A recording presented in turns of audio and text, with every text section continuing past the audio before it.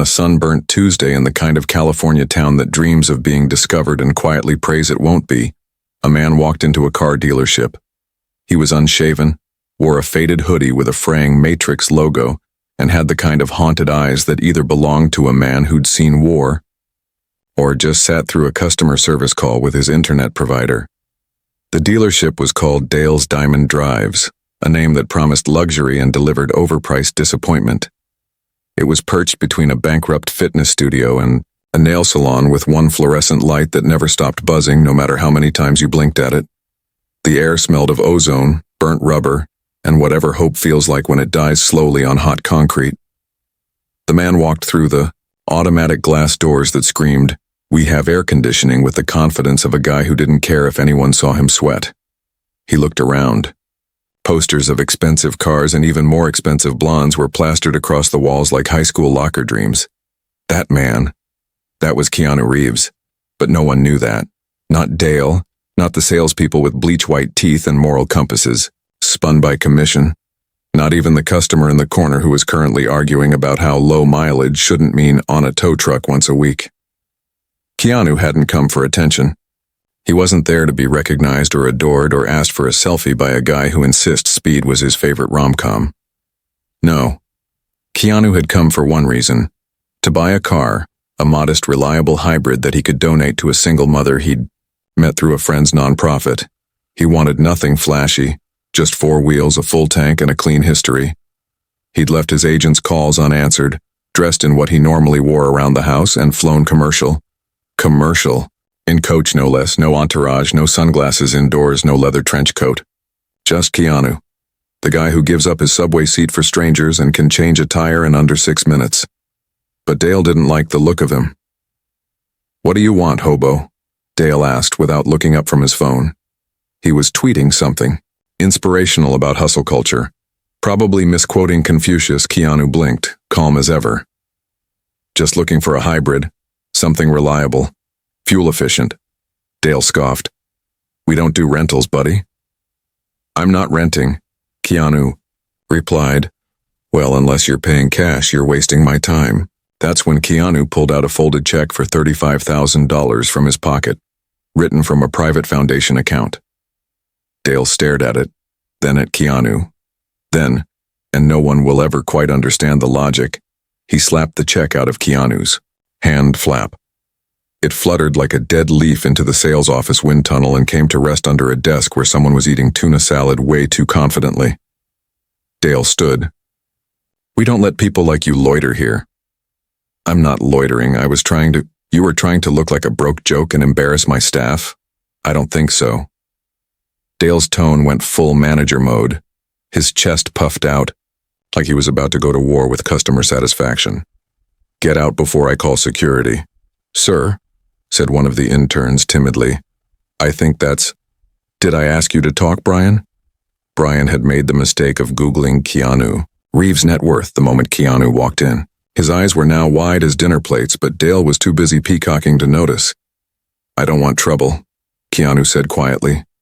"That's too bad," Dale replied, stepping forward with the kind of aggressive energy normally reserved for poorly refereed bar fights. And then it happened. The punch. No warm-up, no cinematic lead-in, no slow motion with dramatic violins. Just a fast, clumsy right hook straight from Dale's shoulder that caught Keanu square on the chin. You'd think a man like Keanu Reeves, who trained with Navy SEALs for John Wick and can disassemble a Glock blindfolded, would react. Duck, counter, block. He didn't. He took it like it was nothing. Like it was a breeze brushing past on a long walk. The room fell silent. The check lay like a fallen flag beneath the fluorescent lights. Keanu reached up, touched his jaw, and nodded once. "Huh. What, no lawsuit?" Dale barked. "No. No cops?" "No. Then why are you still standing here?" Keanu looked him in the eyes with a quiet kind of intensity that made Dale's bravado shrivel slightly. He said, "Because this isn't the end of the story. It's just the start." And then he turned around and walked out. Keanu Reeves doesn't do revenge. That's not his style, at least not off camera. The punch had gone viral. Of course it had. Because in the golden age of internet justice, nothing says blow-up moment like a sweaty car salesman slugging a Hollywood legend. The dealership's security footage leaked faster than a 90s hacker movie, and by the time Keanu had driven his rented Prius out of town, the video had racked up 2 million views and a remix by a DJ named Emotional Toast. The world was furious. Not Keanu. No press tour, no lawsuits, no long-winded social media posts signed with love and light. He simply ghosted, slipped away like a kind-hearted ninja with a bus pass. But where he went, now that's where the story truly begins. Because Keanu wasn't walking away, he was walking in. Welcome to Elora Creek, California. Population 14,287. The kind of place that gets skipped over by tourists, trucks, and most maps with self-respect. The only thing more consistent than the coffee being weak was the Wi-Fi being worse. And yet, Keanu chose it. Quietly. Deliberately. He rented a one-room studio apartment above a laundromat called Sud's Four Souls. The kind of place that smelled like fresh dryer sheets, old socks, and second chances. He paid 3 months up front and introduced himself to the landlord as Casey Riven, which sounded fake even to him. But in Elora Creek, no one asked too many questions as long as rent was on time and you didn't play drums past 10 p.m. His neighbors were a retired magician, a woman who taught yoga to cats, no seriously, and a guy named Jeff who claimed to be writing the next Harry Potter but with better financial planning. But Keanu wasn't here to write a novel or find himself through goat cheese and indie music. He had a plan. The Elora Youth Initiative, tucked between a boarded-up diner and a donut shop that doubled as a church on Sundays, was the Elora Youth Initiative, a community center that had once been a karate studio, then a bingo hall, and finally, after a well-timed grant and one bake sale that nearly burned the place down, became a safe haven for the town's misfit teenagers. Inside was a chaotic symphony. The squeak of basketball shoes, the buzz of outdated Xbox controllers, the distant beat of a Bluetooth speaker playing lo-fi hip-hop, and the occasional curse word being awkwardly censored by a 14-year-old with a moral conscience. Running. It all was Miss Renee, 5'2", all heart and built like a sermon.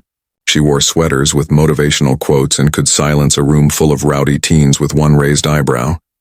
Keanu met her on his second day in town. He walked in during a heated debate about whether cereal was a soup, and without missing a beat, asked if she needed help. She stared at him like he'd just offered to resuscitate the vending machine. "You lost?" she asked. "No," he said. "You a cop?" "Nope." "You here to sell essential oils?" "I hope not." She folded her arms. "You look like you've seen some stuff." "I have."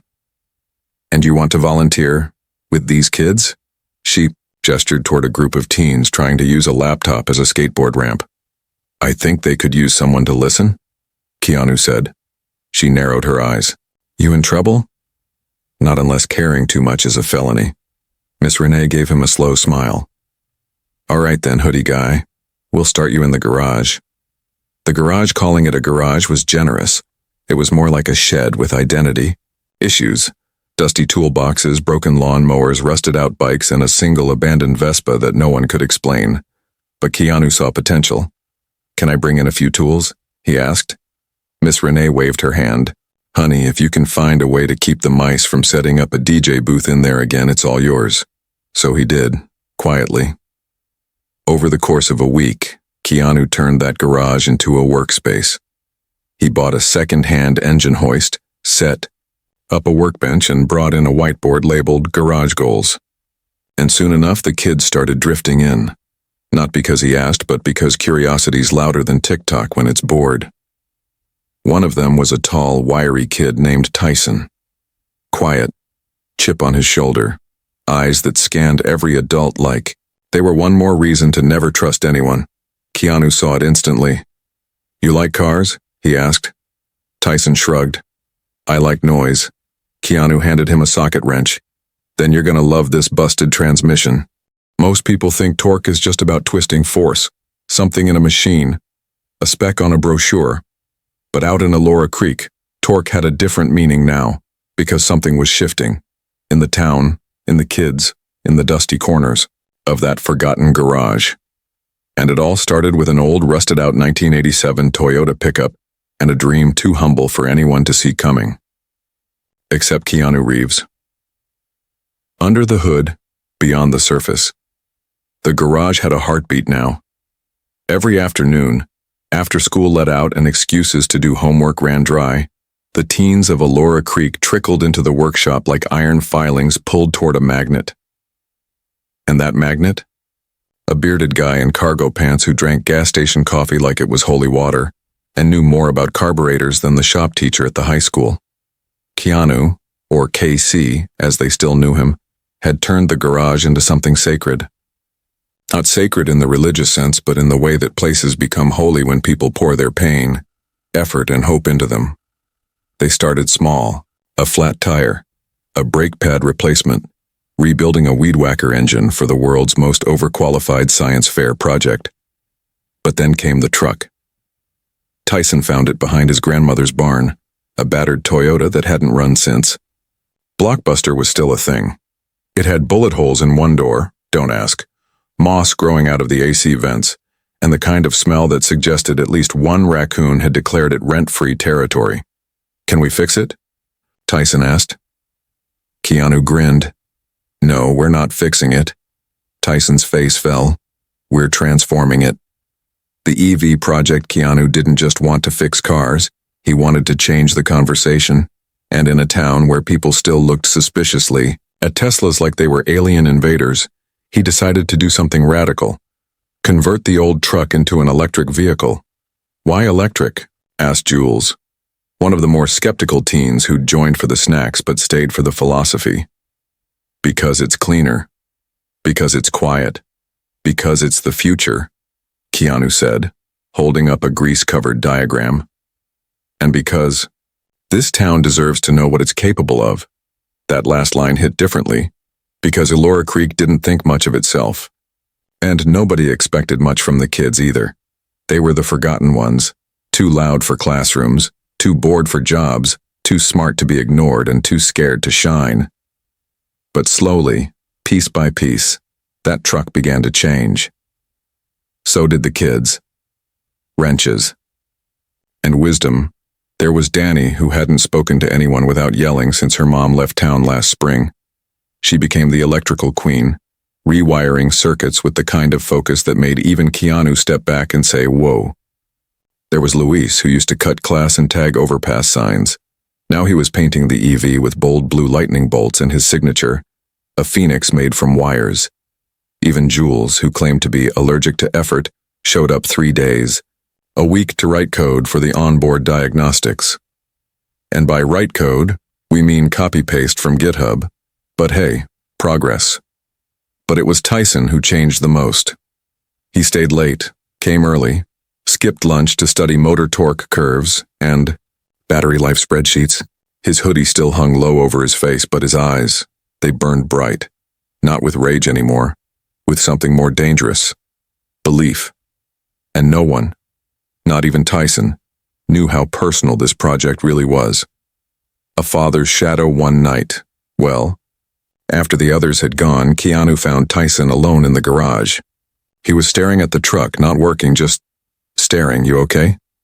Keanu asked. Tyson didn't answer right away. Then, softly, he said, "You ever wonder if you're going to turn into your old man?" Keanu leaned on the workbench. "Yeah, every day," Tyson exhaled. "Mine owns the dealership." Keanu froze. Dale, the dealership manager, the man who punched him in the jaw in broad daylight and called him a hobo. Tyson didn't know. "He used to be different," Tyson muttered. "Before my mom left.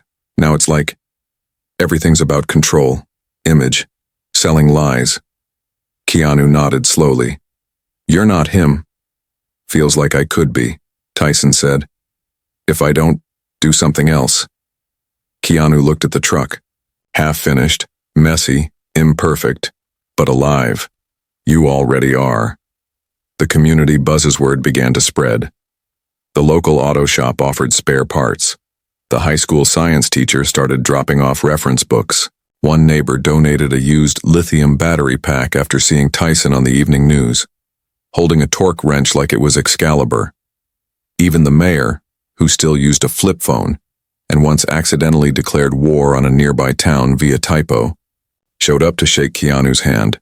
He didn't recognize him either. But the best part?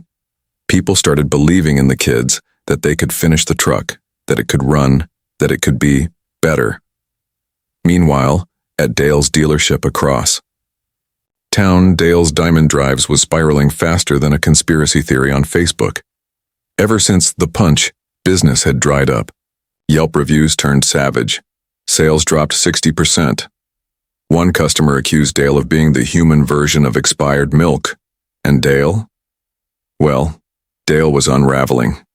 Someone's behind this, he growled, pacing his glass-walled office like a businessman on a Netflix true crime docuseries. Someone's turning my kid against me, someone with tools. He turned to his assistant. I want names, and I want a list of every youth center within 10 miles. There are moments in life when the universe seems to tighten a bolt you didn't know was loose, when friction becomes spark, when silence gives way to noise.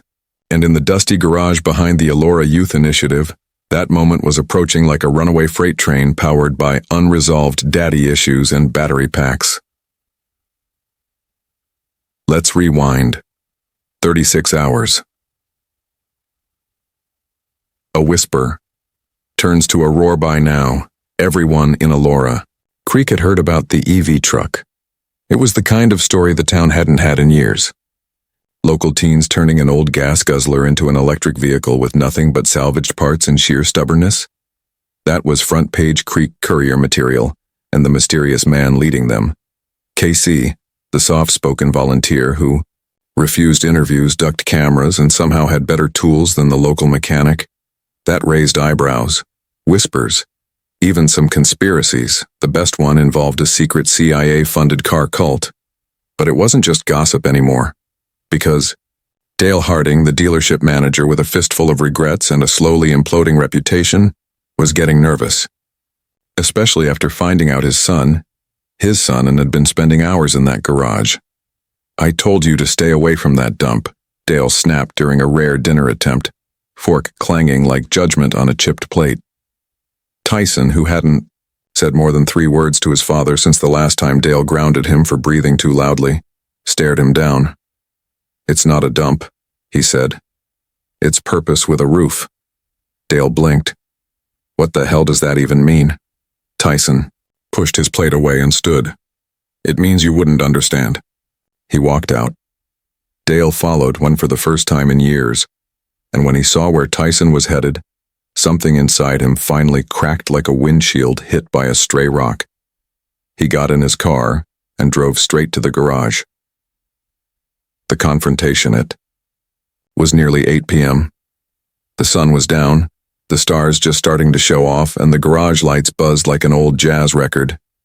Keanu was alone inside, reviewing the battery mount blueprints on a whiteboard covered in Sharpie notes and taco sauce. Fingerprints. He wore his signature hoodie, sleeves pushed up, a black smear of grease across his cheek like war paint applied accidentally.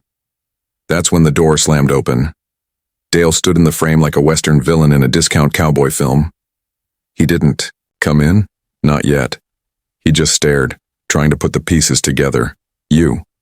Keanu turned, calm, measured, like he'd been expecting this visit since the moment he felt Dale's knuckles hit his jaw weeks ago. Evening, he said. What the hell is this? Some kind of game? You come back here to mess with me? Humiliate me in front of my kid? Keanu set the marker down. No. Then why? Why are you here? Playing mechanic messiah for a bunch of deadbeat kids? Keanu looked him dead in the eyes because someone needs to. Dale scoffed. Oh, so you're the hero now, trying to make me look bad? You did that yourself. Dale stepped forward, angry, defensive, sweating through his monogrammed shirt like a politician caught mid-scandal. You think I don't know who you are? He spat. Keanu freaking Reeves. I figured it out. Took me longer than it should have, but the way those kids look at you, yeah, you're their new idol. They're John Wick of wrenches. Keanu didn't flinch. I'm not here to be anyone's idol. Then what are you doing? Keanu stepped toward him now. Not aggressive, but with gravity. I'm here because your son deserves better than fear.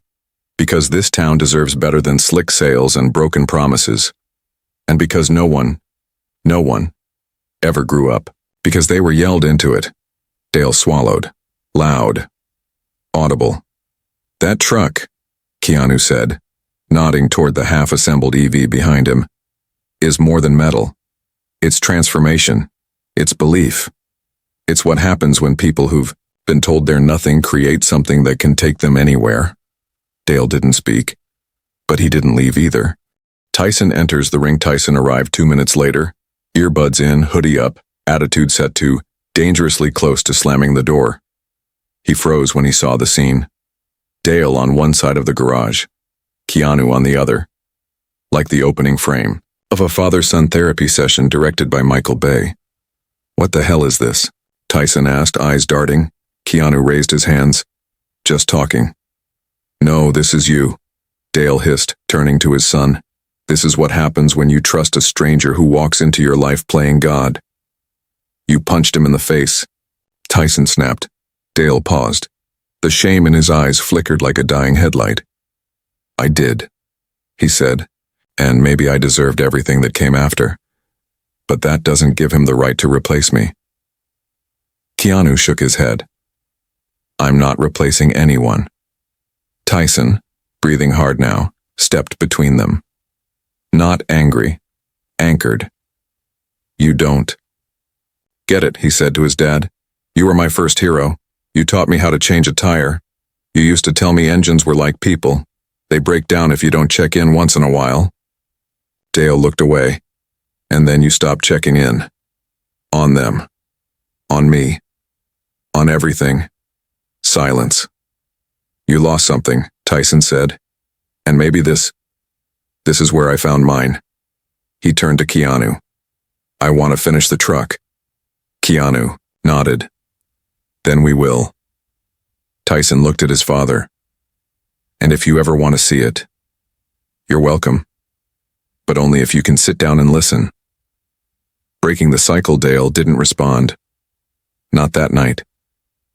He left the garage quietly, slower than when he entered. But the next day there was a single box left on the garage doorstep. Inside, a brand new set of high-voltage safety gloves. No note. But Tyson knew, and so did Keanu. By now the truck wasn't just a truck.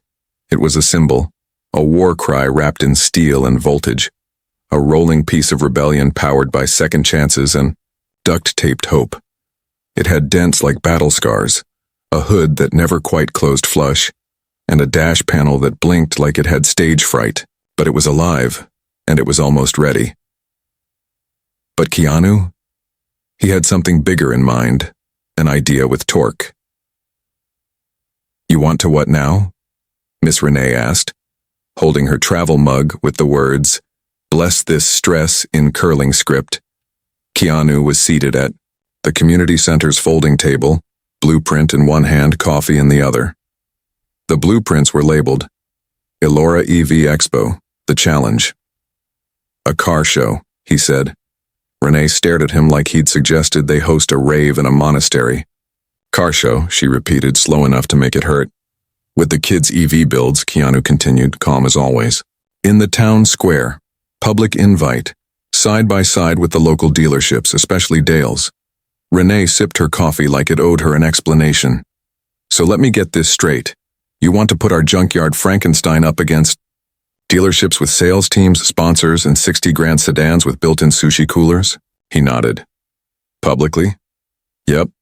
You do realize we barely have enough extension cords to run the coffee machine and the Xbox, right?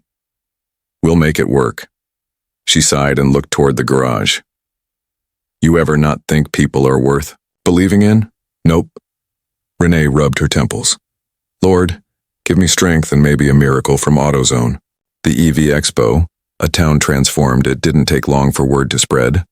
Keanu, still KC to most of Elora Creek, announced the expo on a wobbly Facebook live stream, filmed by Jules on a potato-quality phone, while Luis doodled lightning bolts in the corner of the frame. "Come see what the youth of Elora Creek are building," the caption read. "The past and future collide on 4 wheels." It lit a spark. Shop teachers signed up. A group of retired engineers from the Elks Lodge volunteered to supervise. The local pizza place offered free slices for every vehicle with fewer than 3 working tires. Even the mayor offered to give the opening speech, provided someone explained what EV stood for. Most shocking of all, Dale Harding RSVP'd.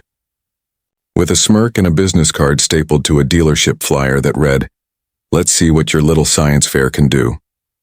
Challenge accepted, training days and test drives.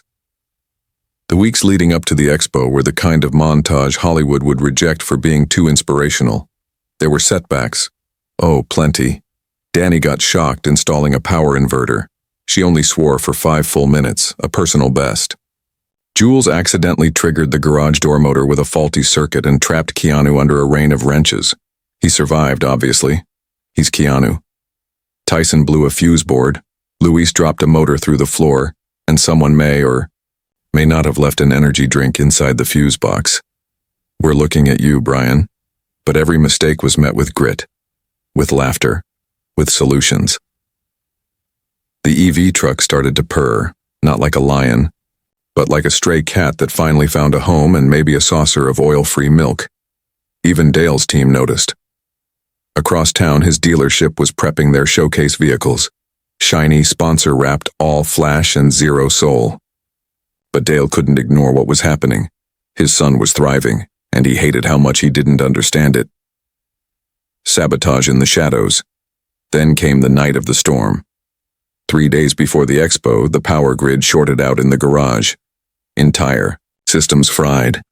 The battery unit was drained, software corrupted. It wasn't a simple accident. This was targeted, clean, intentional. Renee found the wire casing near the back panel. It had been sliced with something sharper than neglect. "It's sabotage," Tyson said, his face pale. Keanu crouched beside the wreckage, hand on his chin, calm, focused, but his eyes burned with something deeper now. Not anger, not even disappointment, conviction. "We fix it," he said. "How?" Jewel asked, panicked. "That was our backup pack." "We innovate," Keanu said. Danny muttered. Now's not really the best time for Zen poetry, man. But Keanu was already writing a parts list. "Luis," he called, "grab the generator. Jules, you still got those solar panels from the science teacher?" "You mean the ones we used for cooking hot dogs?" "Exactly. We're turning this into a solar-augmented hybrid." Jules blinked. "You mean we're building a solar-powered EV now?" Keanu smiled. "You wanted to change the world. Start with this block. All or nothing, it took 2 all-nighters.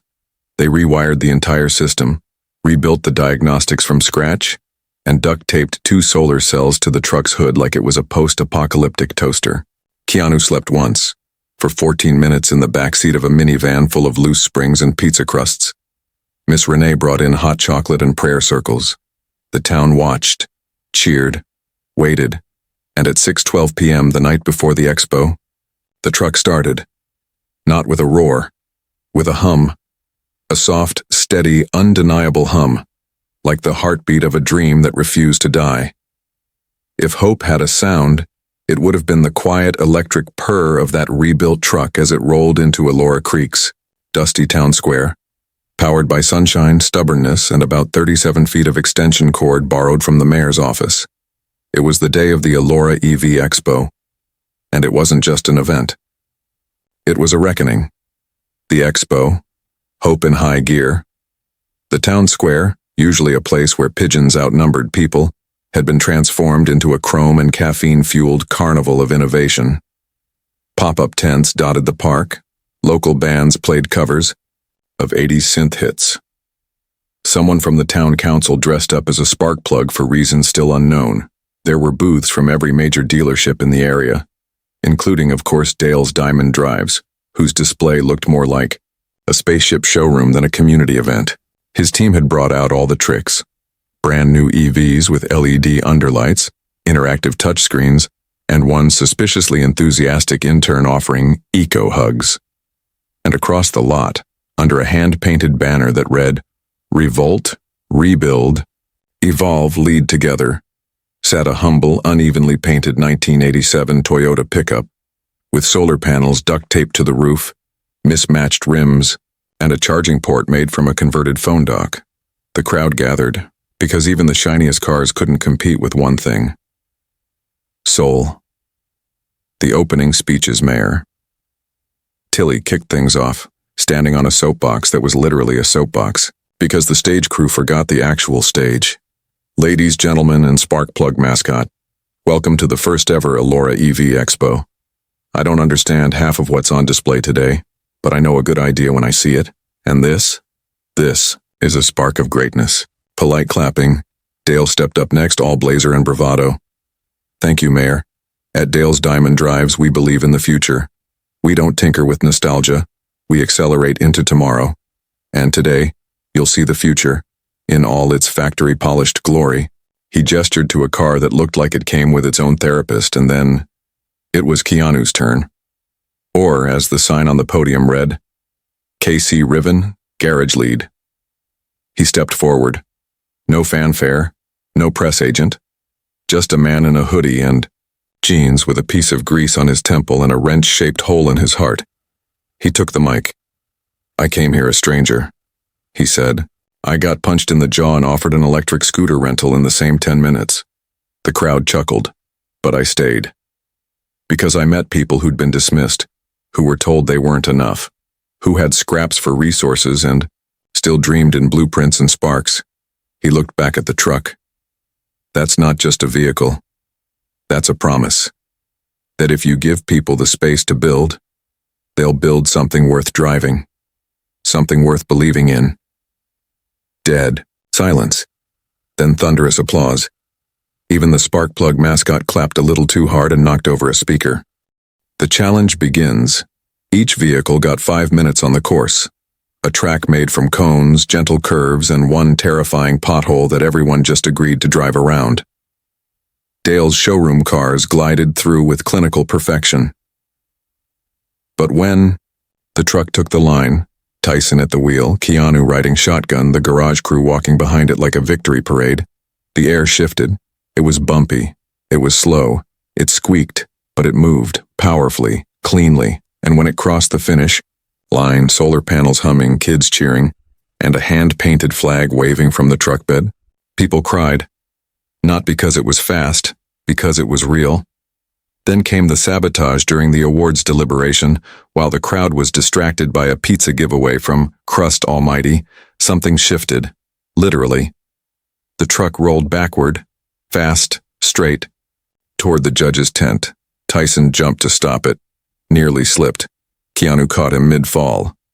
"Brake line," Danny shouted, pointing. "It's been cut." Gasps. Chaos. The crowd scattered. Dale ran forward, and not to gloat, but to help. They caught the truck just inches from disaster. Louis pulled the emergency power loop. Silence fell. All eyes turned to Dale.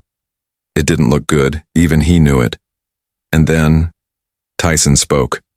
"Don't blame him," he said. Everyone froze. "Yeah, we've had history, but my dad didn't do this. Someone tried to turn a challenge into a cheap win, and I'm not going to let them ruin what we built." Dale stepped beside him. "He's right." Keanu turned to him. "That take guts." Dale sighed. "Feels weird saying this, but you taught him that." And in that moment, Elora Creek witnessed something better than a trophy. Growth. The winner? The future. In the end, the judges called it a draw. But no, one cared, because while Dale's dealership had horsepower, the garage kids had heart. And the town, it had a new story, one that wasn't about failure, fists, or forgotten youth. It was about reinvention, about torque, about a dusty garage that turned into a cathedral of belief. As the sun dipped below the hills, Keanu stood back and watched the kids take selfies with the truck. Miss Renee cried a little. Jules was already uploading the footage. And Tyson, he gave his dad a real, honest, awkward hug. Dale hugged him back. No sales pitch, no pride, Just presence. Some stories don't end with a bang. They end with a breath. Deep, earned, and quiet. The kind of silence that doesn't echo but settles. Like dust after a storm. Like laughter fading into memory. Like the final hum of an engine. Not stopping, just resting. Elora Creek had changed, and so had Keanu. After the expo, the quiet revolution, it had been 2 weeks since the EV expo. The truck, now nicknamed the Lightning Turtle by community vote, Luis was very insistent, sat parked proudly outside the youth garage, its solar panels cleaned daily by a rotation of enthusiastic teens who now knew the difference between voltage and amperage, and how to explain it to their grandparents. The buzz hadn't died down. In fact, it was growing louder. Not in noise, but in momentum. The garage had become more than a garage. It was now the Revolt Lab, officially endorsed by the town council, backed by 2 educational grants, and, rumor had it, being scouted by an ecotech incubator in San Francisco. Every afternoon the place buzzed with activity. Luis ran the paint booth, Danny taught wiring classes. Jules was designing a new website with so many animated GIFs it might break the internet. And Tyson? He had started teaching workshops on EV retrofits. At 17, Miss Renee just stood back and grinned like a proud aunt at a graduation ceremony, and Keanu? Well, that's where the story gets softer and deeper. An offer refused. The day after the expo, Keanu received 3 offers. One from a luxury EV brand offering him a consulting role. One from a Hollywood producer wanting to option his story. And one from a national foundation offering to fund the Revolt Lab. If Keanu stayed on as director, he turned down all 3. Not because he wasn't grateful, but because he understood something most people spend their whole lives chasing. Some legacies are better left in the hands you've lifted. Instead, he made one final request to Miss Renee and the kids. I want this place to stay yours, he said. No logos, no sponsorships, just soul, just truth. Tyson nodded. You're not going anywhere, are you? Keanu smiled. Eventually. But not before I teach you how to weld upside down, trust me. It's more useful than it sounds. Dale's redemption. Meanwhile, Dale Harding was on his own road. It started with apologies. To his son. To his staff. To the community he'd ignored. While chasing quarterly sales numbers like they were golden tickets, it was awkward. It was messy. But it was real. He closed Dale's diamond drives permanently. The building didn't sit empty for long, because Dale donated it, every square foot, to the youth initiative. I spent 20 years selling dreams on 4 wheels, he told the town. Now I want to help build them. He joined the Revolt Lab as a logistics coordinator. He showed up on time, wore jeans instead of suits, stopped trying to sell anything, and started listening. And for the first time in a long, long time, he was seen. One last build, Keanu's final days in Elora Creek were quiet. No parades, no interviews, just long hours in the garage, helping, with a final surprise project. An electric go-kart designed by the kids powered entirely by solar and SAS. It had neon underlights, a speaker that played lo-fi Keanu quotes, and a horn that said whoa when pressed. They called it the speed of chill. It was absurd and perfect. And the last thing Keanu helped them tune before slipping away one morning, leaving behind a handwritten note taped to the workbench. Keep building. Keep dreaming. Don't wait for the road. Pave it. Casey the goodbye. That wasn't, he didn't say goodbye. He just left. No fanfare, no goodbye tour. Just a duffel bag, a thermos of bad coffee, and a quiet wave from the corner of the square where the bus stopped once a day if the driver remembered. But before he got on, he paused, looked back and saw them all there. The kids, Renee, even Dale, standing beside the Lightning Turtle, waving, smiling, proud. And for a second, just a second, Keanu smiled back. That deep, barely there, time bends a little smile. Then he boarded the bus and was gone. Epilogue. The spark lives. On a year later, Elora Creek has changed. The Revolt Lab now has 3 bays, solar panels, a 3D printer, and a waiting list for classes that stretches from the high school to 3 towns over. The EV Expo is an annual event. Tyson got a full scholarship. Dale runs mentorship seminars. And every morning, Miss Renee opens the garage with the same phrase. All right, geniuses, let's get greasy. They say legends never die, but the truth is, the best ones live quietly, in greasy wrenches, in silent engines, in broken kids who build unbreakable futures. And somewhere, on some road far away, a man in a hoodie drives a solar-powered go-kart into the sunrise. Smiling. The end.